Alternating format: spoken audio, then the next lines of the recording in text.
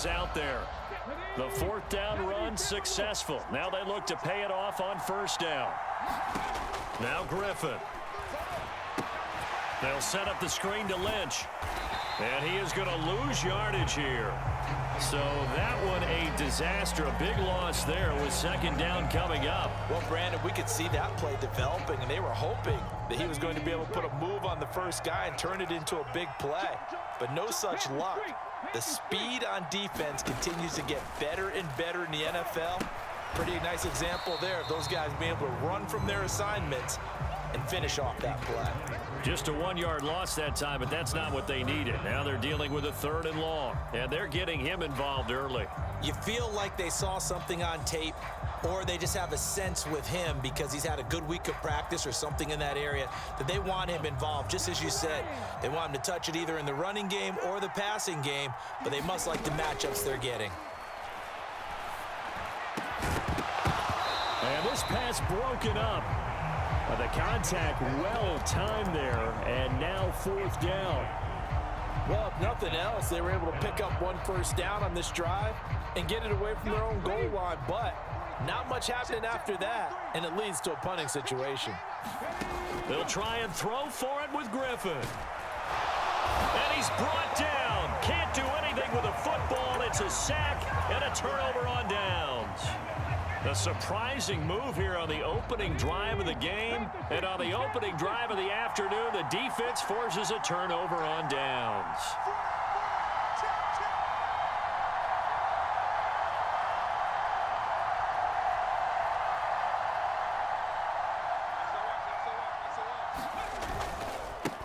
On 1st and 10, it's Hall. And he'll take this one inside the 10 down to the 8. 3 yards on the pickup there, and it'll be 2nd down.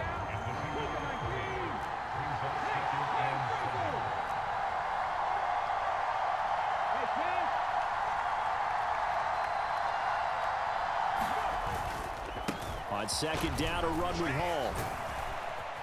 And he'll work his way closer to the goal line as he's got 5 down to the 3.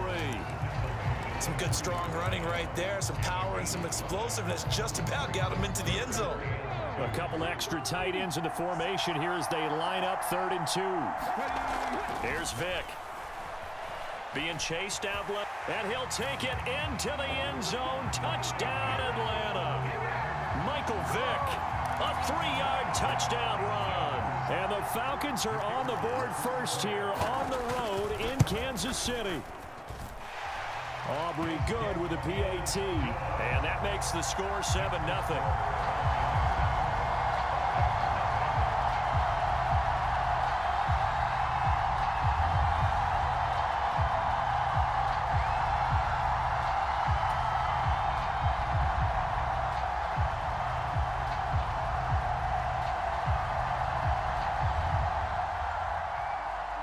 Now after the touchdown, here's Pat McAfee to kick.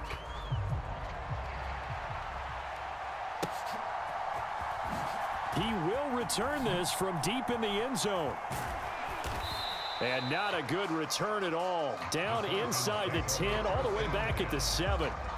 Anytime you feel the kickoff inside your own end zone, you've got to be decisive about whether you're bringing it out or not. Sometimes that indecision can really cost you. That may have been what happened on that play.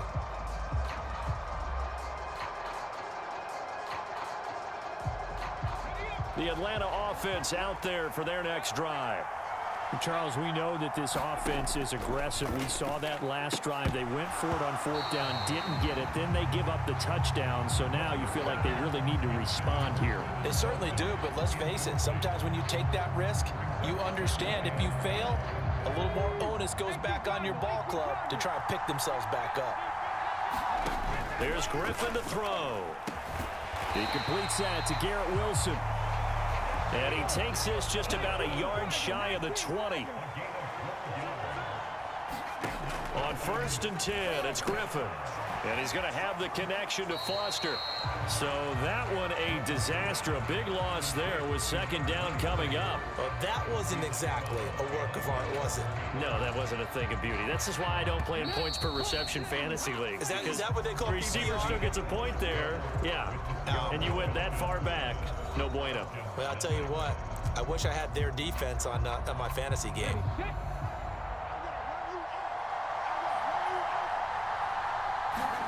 Now Griffin. He'll buy some time right. That'll be caught. It's St. Brown.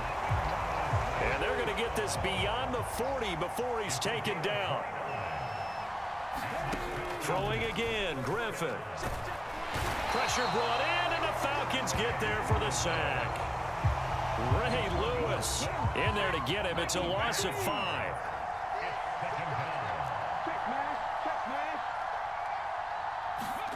Now Griffin on second down, rolling to his left. And this winds up a gain of 4 to the 41. They made a nice effort to stick him with a loss for that play, but it's going to take more than that to keep him from advancing the ball. Should be an entertaining battle anytime he tucks and runs over the second half of this contest. On third down, Griffin. And this pass broken up. The contact well timed there, and now fourth down. Normally, I'd say this will lead to a punt attempt, but this offense already shown in the first half that they'll go for it on fourth down. Oh, they should have already said, punt it, punt it. Head coach should have already made that decision. They're going on fourth down. It's Griffin.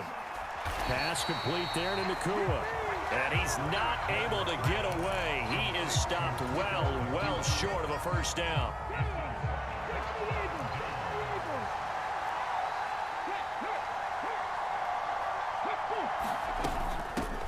They'll try the middle with Lynch. And he's able to carve out about 6 there, down to the 37.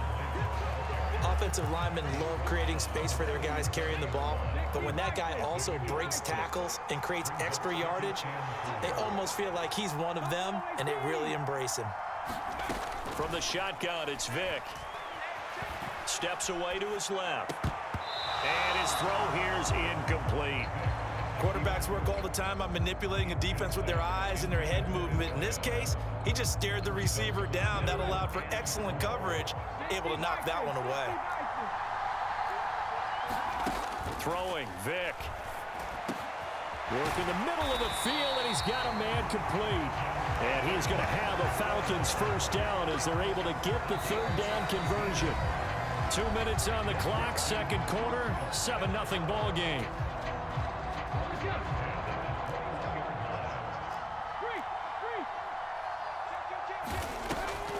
First down, the run with Lynch.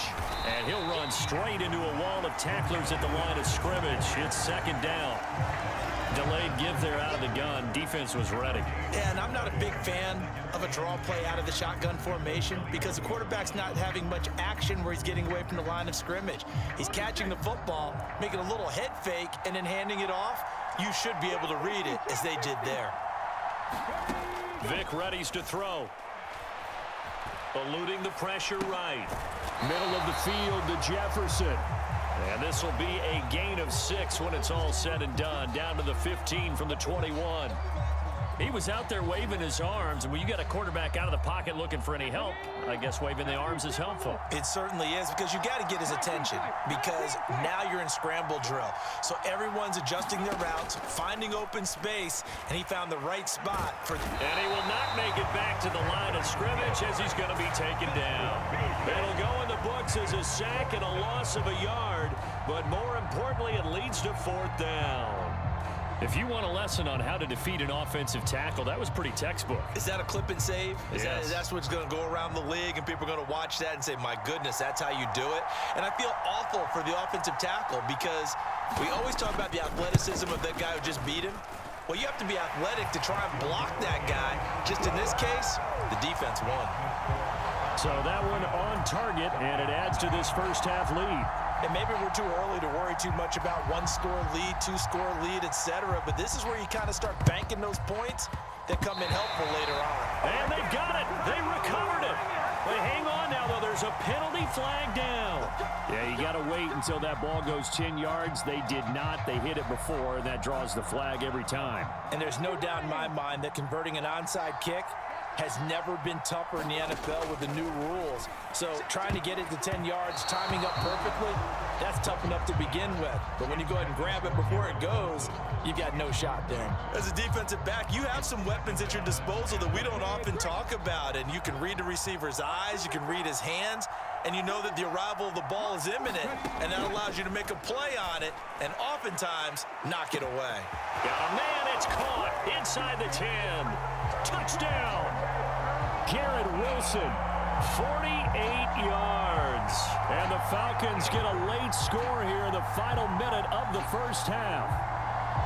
The way this one was going, you just got the sense they needed something before half. They've at least got something on the board now. Still trailing, but a good sign.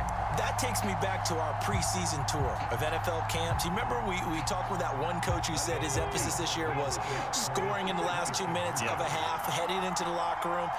This hits it right there. Take that momentum, take that good feeling, and take it to the locker room, regroup, and start over. They got it here. They did indeed. A lot of football, full half to be played. And with a successful two-point try, the QB rolling out, I would imagine on the defense that makes it tough. When he goes out, he's got the option to run or pass. Yeah, it really does. If you decide not to bring extra people or extra pressure, maybe you have to have a spy on the quarterback, someone to account for him, because oftentimes that is the unaccounted for player. So the lead shaved to 2 now as the kickoff is away.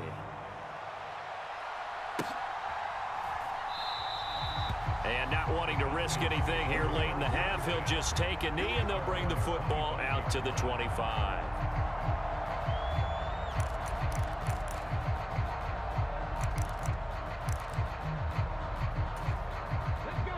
About set to begin their next drive, the Falcons offense at the line. And with time quickly fading here in the second quarter, not sure how aggressively, offensively they want to play this. I think we'll find out just how much they trust their guys in this situation if they decide to take a shot. Vic with the incompletion on first down, and now that leads to 2nd and 10. Here's Michael Vick. And his throw's going to be incomplete. Well, so far in this drive, they've done some good work. They force incompletions on 1st and 2nd down, bring up 3rd and 10. That brings up the big question. Do they bring pressure, or do they play coverage on this down? So back-to-back incompletions, and that has them staring at a 3rd and 10. This time they stay on the ground, and they're going to get him down well short of the first, as he can only get this to the 30. Now the Falcons going to use one of their timeouts, as they'll stop it with 17 seconds to go in this first half of action. Vic to throw on 4th down. Oh, he tried to fit it in on the slant, and it's intercepted. And he takes this one back into the end zone, and the Falcon defense has a touchdown. Charles, I'm looking at you, and understandably, your mouth is wide open in disbelief. What were they thinking? That's going to be one of the great mysteries, but I do know this. When they went out on offense, I will guarantee they told them, don't just make anticipatory throws. Make sure you see it before you throw it. Didn't happen here. Trying to protect that lead, and now they gave it up. Extra point right down the middle, and the lead is up to 5. So not much time to work with here. 9 seconds remain in the half as this one is away. And taken down just past the 20 at about the 21-yard line.